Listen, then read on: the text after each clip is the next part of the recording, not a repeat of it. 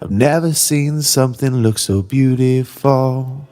Hey guys, Good Marks Goods here, and new month, try to get some stuff done. You know, sometimes it just drags on a little bit. Life is a bit of a slog, but you just gotta keep going and moving forward. So I've got some trays here, 4 in total, and they're actually Navy, U.S. Navy trays, and silverware and silver trays, teapots, etc. Navy is collectible, not super collectible. I've noticed it's collectible, but I guess there's a lot out there, possibly, because the military is a humongous organization, and there's just so many people who want trays, even pieces by the Navy.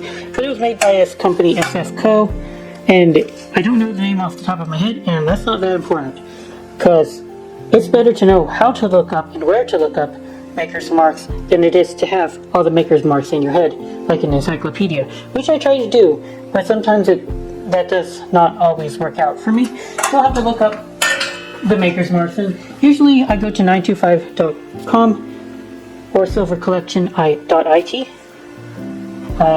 It could be silvercollector.it, I don't remember, but those two sites have all of the maker's marks you want for silver plate. So I recommend you guys bookmark those.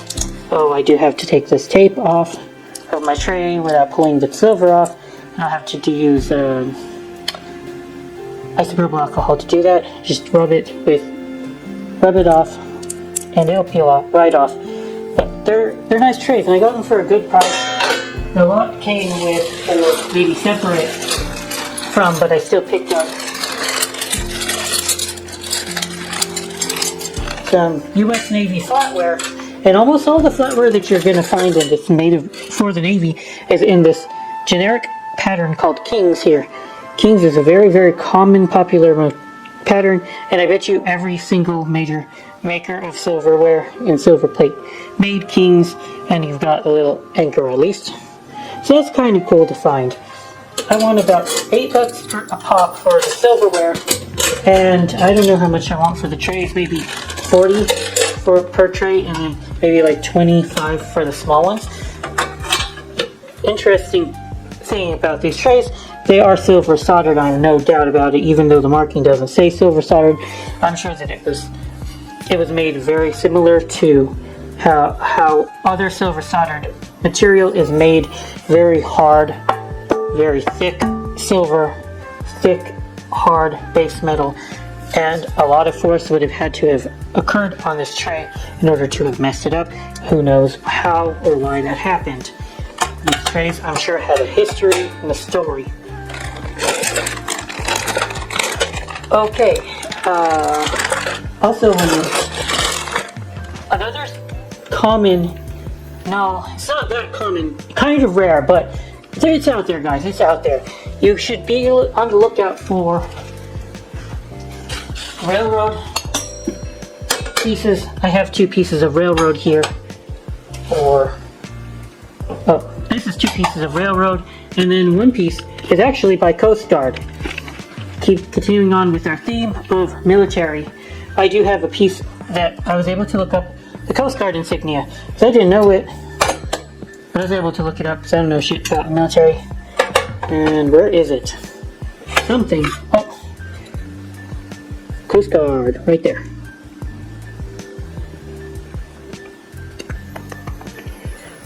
How much something is worth of a dual teapot for the Coast Guard? I have no idea. I would estimate it's about similar to price as the Navy, I would guess, but not positive. Shoot. Illinois Central Railroad, that's a really good railroad, I think. I'm not too knowledgeable about railroad silver. The market, although I found and sold 2 sets of I sent silverware and teapots, etc. to a railroad auctioneer, and he gave me good money for my pieces. They usually go around $80 to $100. I think sometimes my pieces went for $150. I do have them on my videos as well if you want to look at railroad silver. This is just a little bit more railroad silver. And I got these 3 pieces as a lot, and I snagged it for $8 to buy it now, which means to me that usually these Goodwills put something out as auction first, and then it goes through the system a couple times. They give up. They stop trying to get bids on them, so they just put them on for buy it now. So it means to me that these pieces were sitting on the Goodwill site for maybe couple weeks at least. No one was looking up the marking or looking at the pieces. They flew under the radar until I was just browsing everything, and I found them, picked them up. Really nice buy. Do they call this a muffin top? I think they call this a muffin top. I'm not positive, but I feel like they call this a muffin top. It opens up right here. Boom! And you got even an insert here, and then you've got an insert here as well. A little bit of silver loss in the inside. That's okay, I think. A little bit of silver loss on the inside and here as well. That's probably okay as well. It's not terrible, and you did use this for food, you know. People are scraping the bottom with a spoon to get food. So, definitely going to be expected unless you find something that was never ever used. But what's the fun in that, guys? Don't always find 150-year-old, 100-year-old silver that's never been used in its entire life history. That's ridiculous. And most people would agree with me. It's so gorgeous. It's so gorgeous. And then we've got a little griffin-y thing looking, silver griffin kind of thing looking here. The British, the English really love those crests, you know, kind of like royalty stuff. As an American, I just look at it and I get kind of like, okay, what does it mean? I don't know. I'm ignorant. Completely ignorant on the symbology of this little pattern thing. So if anybody has any ideas, I think it's like a griffin. What did that mean back then? As for the maker, again, I have no idea who the heck made it, but there is a maker in here somewhere. I did see it. Oh wow, it's hard to find this maker's mark.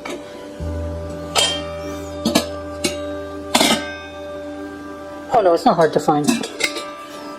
I just covered it up. Okay, you have to roll it back up because the dome covers up the maker's mark.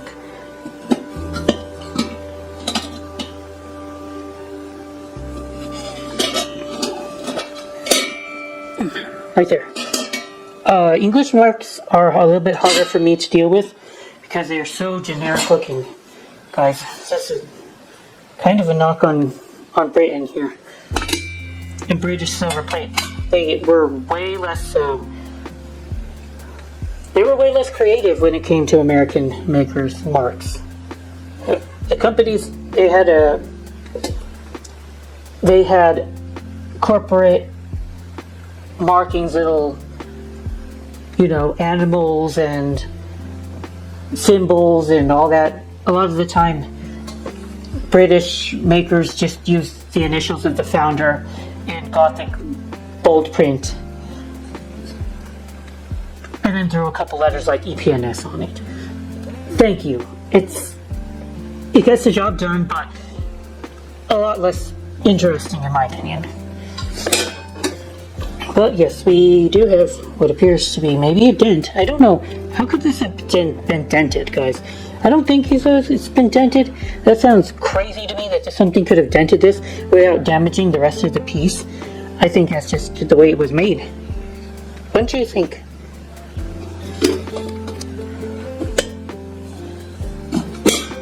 The dome.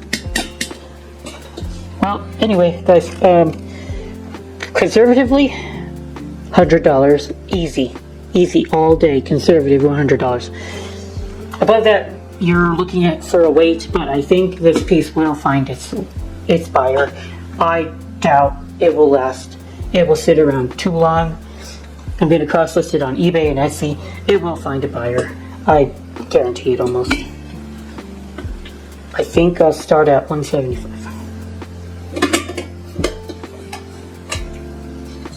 freaking gorgeous.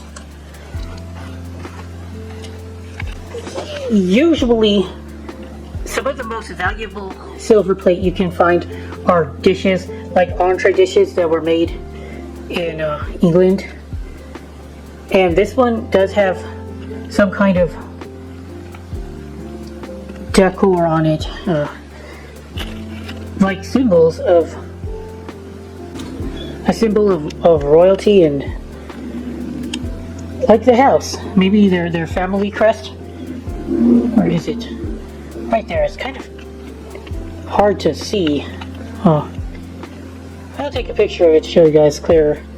But anyway, I only have the dome, but the dome is still probably worth something. Of course, not as much as if I had both pieces, but yeah, the dome is still worth a lot.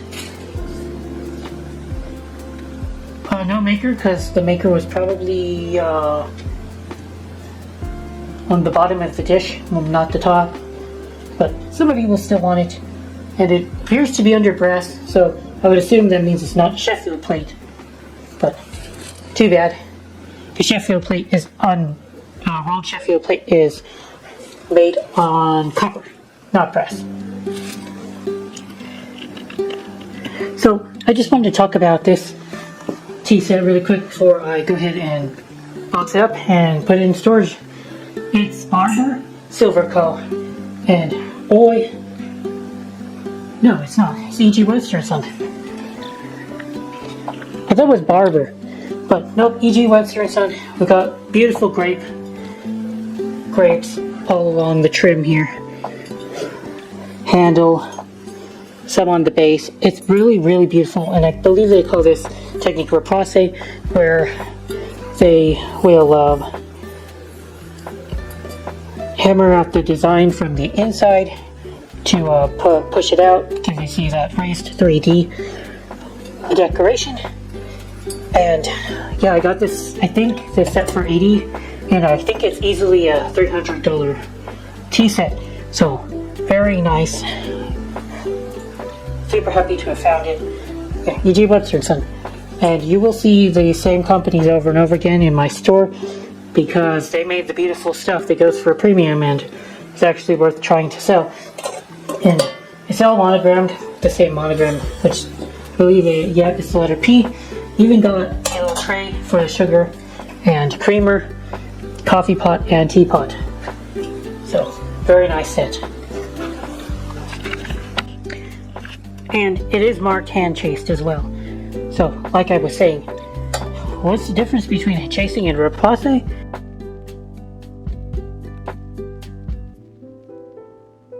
Oh, this one is Barber. This one's Barber. This one's Barber.